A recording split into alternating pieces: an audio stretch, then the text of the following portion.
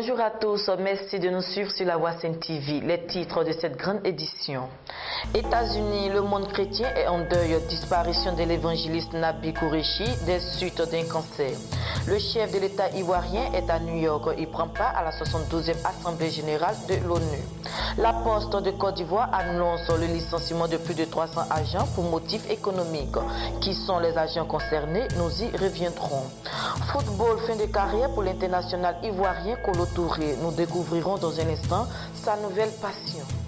Bienvenue à cette grande édition. Souffrant d'un cancer depuis un an, l'évangéliste américain Nabil Qureshi est décédé à l'âge de 34 ans. Né dans une famille musulmane pratiquante, Nabil Qureshi s'était tourné vers Jésus-Christ il y a une dizaine d'années. Un sacré nous dresse le portrait de l'homme. Dans une nécrologie publiée dans le Washington Post, l'apologète Ravi Zakaria se souvient, il n'était pas juste un évangélique, il était passionnément évangéliste. Il désirait couvrir le globe avec cette bonne nouvelle que le pardon de Dieu est disponible pour tous. D'après l'apologète Nabil Qureshi, a eu une influence considérable lorsqu'il parlait, les auditoires étaient captivés. Né dans une famille musulmane pratiquante, Nabil Qureshi s'était tourné vers Jésus-Christ il y a une dizaine d'années. Devenu évangéliste dans l'œuvre de Ravi Zakaria, il était l'auteur du best-seller À la recherche d'Allah, J'ai trouvé Jésus, ainsi que de réponses au djihad. Tout en soulignant les différences profondes entre islam et christianisme, l'évangéliste encourageait les chrétiens à montrer de l'amour musulman conformément à l'évangile.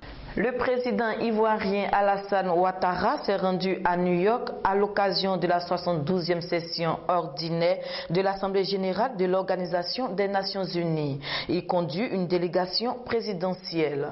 Commentait Jean-Jacques Denis.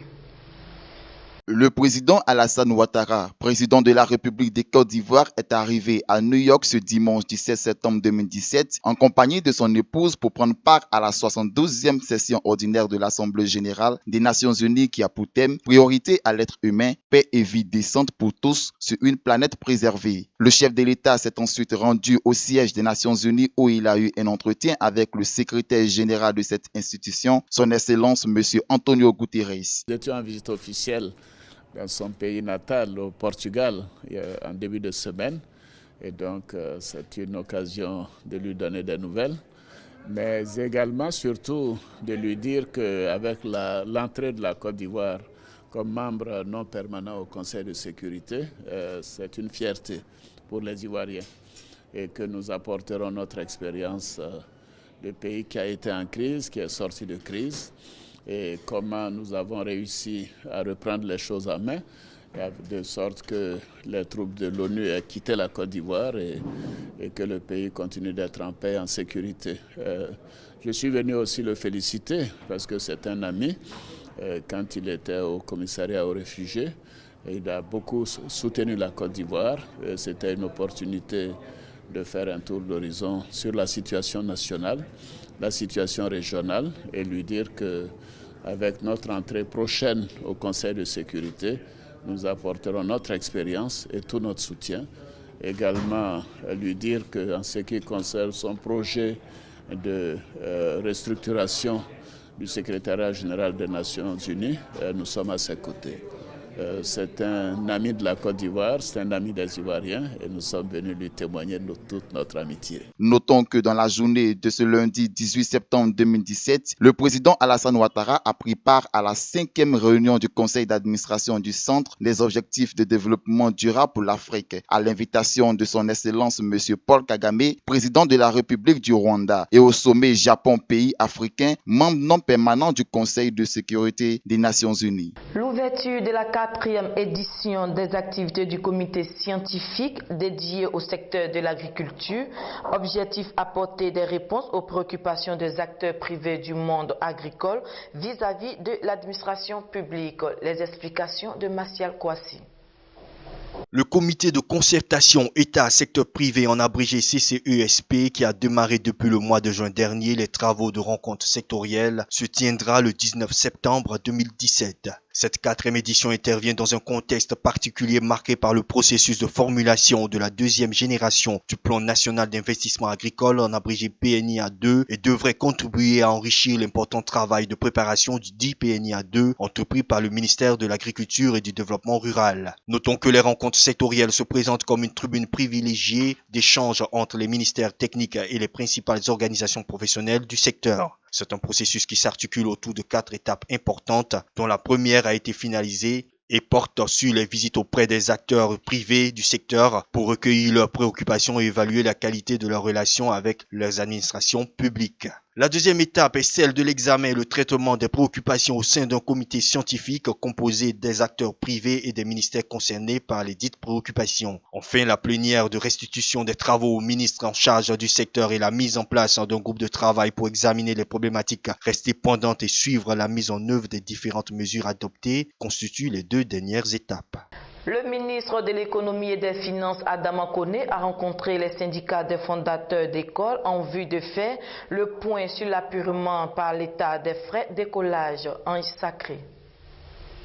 Le sens élevé de responsabilité dont fait preuve les fondateurs d'établissements privés d'enseignement pour assurer un avenir meilleur aux enfants de Côte d'Ivoire, le ministre Adama Kone a indiqué que le gouvernement a adopté une politique en faveur de l'amélioration constante de la dotation budgétaire allouée à la dépense spécifique des frais d'écolage qui est passée de 45 milliards de francs CFA en 2011 à 118 milliards de francs CFA en 2017, incluant une part importante destinée à l'appurement des engagements antérieurs. Au titre des gestions 2016-2017, il a été procédé au décaissement d'un montant total de 88,3 milliards de francs CFA au profit des établissements d'enseignement privés. Ainsi, le 15 janvier 2017, le montant total de 30,3 milliards de francs CFA a été entièrement apuré au titre du reliquat de la gestion 2016 correspondant à l'année scolaire 2015-2016, a révélé le ministre Adama Kone. La somme totale de 58 milliards de francs CFA se rapportant à la gestion 2017 et correspondant à l'année scolaire 2016-2017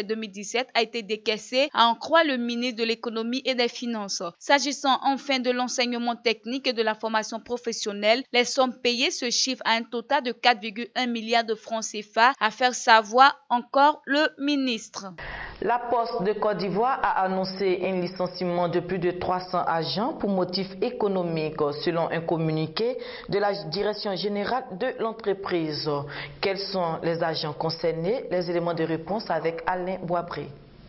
Il s'agit d'une population cible de 306 agents proposés à la déflation choisis selon une analyse multicritère, notamment les emplois à faible valeur ajoutée, les effectifs faiblement qualifiés, les salariés en situation particulière, congés maladie de longue durée au-delà de la période légale de suspension du contrat de travail ou tout autre cas d'indisponibilité, précise le communiqué. En dépit du choix de la procédure de licenciement pour motif économique, la Poste de Côte d'Ivoire a décidé de faire bénéficier aux agents concernés des mesures d'accompagnement en plus de leurs droits légaux en rendant les critères identiques à ceux offerts aux salariés admis précédemment au départ volontaire.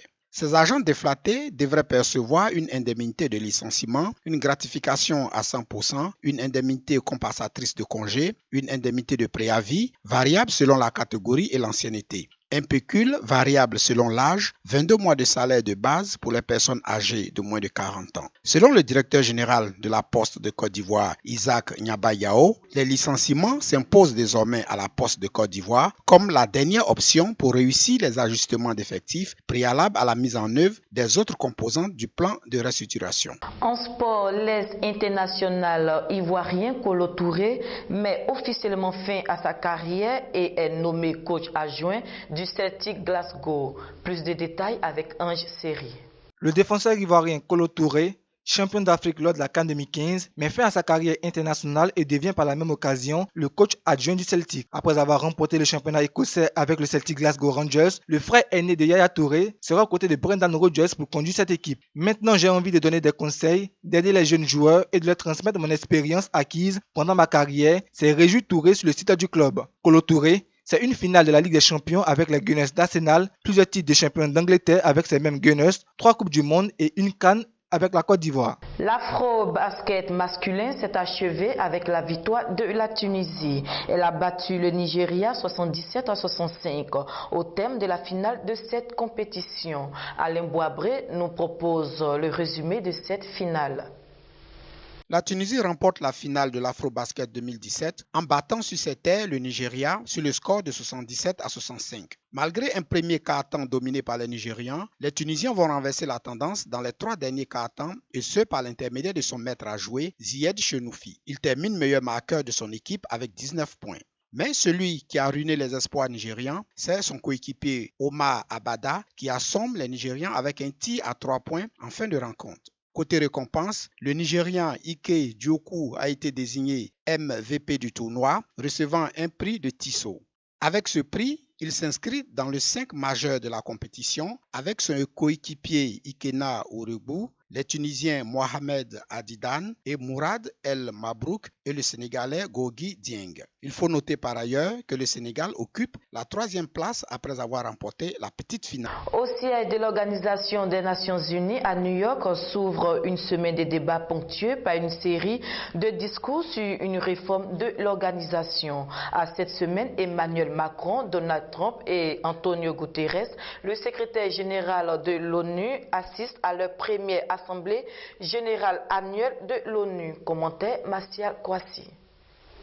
Deux nouveaux chefs d'État feront leur première entrée lors de l'Assemblée générale annuelle de l'ONU qui se tient le lundi 18 septembre 2017 à New York. Il s'agit de Donald Trump et d'Emmanuel Macron. Cette assemblée qui sera présidée pour la première fois par le secrétaire général de l'ONU, le Portugais Antonio Guterres. En effet, pendant 7 jours, les représentants de 193 membres des Nations Unies échangeront au cours d'allocutions, de débats et de rencontres bilatérales. Les discours pour l'Assemblée générale annuelle de l'ONU commenceront le mardi 19 septembre 2017 avec notamment ceux des dirigeants américains, français, marocains, turcs ou israéliens. Ils parleront entre autres des crises dans le monde, surtout la Corée du Nord et la Syrie, ainsi que de grandes problématiques comme le climat. Emmanuel Macron entend profiter de cette assemblée pour défendre l'environnement et le multilatéralisme. Notons que le ballet diplomatique débute le lundi à 14h GMT par une cérémonie présidée par Donald Trump, au cours de laquelle environ 130 pays endosseront une déclaration politique non contraignante en 10 points poussant l'ONU à se réformer.